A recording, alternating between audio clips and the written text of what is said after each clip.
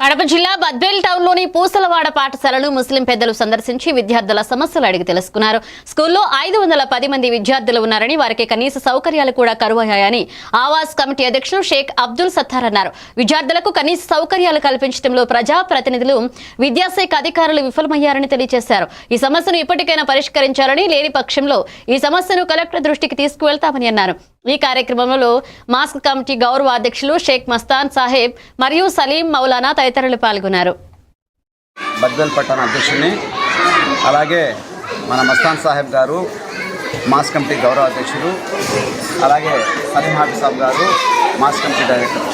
ఈరోజు మనం బద్వేల్లోని శివానగర్లో ఉన్న పూసలవాడలో ఉన్న ఉన్నత పాఠశాలను సందర్శించడం జరిగింది. ఇక్కడ సమస్యలు ఏమైతే ఉన్నాయో ఈరోజు మన విద్యార్థులను అడిగి తెలుసుకోవడం జరిగింది.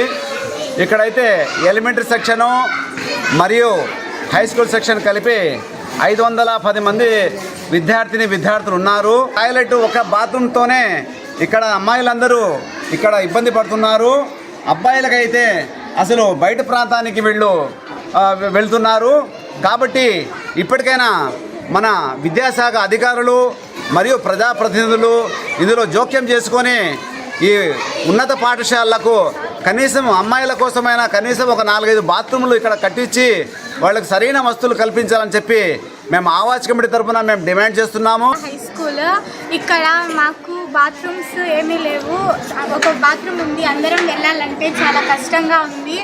మాకు తినడానికి కూర్చోడానికి సౌకర్యం లేదు. సాయంత్రం స్టడీస్కి కూర్చోడానికి ప్లేస్ లేదు.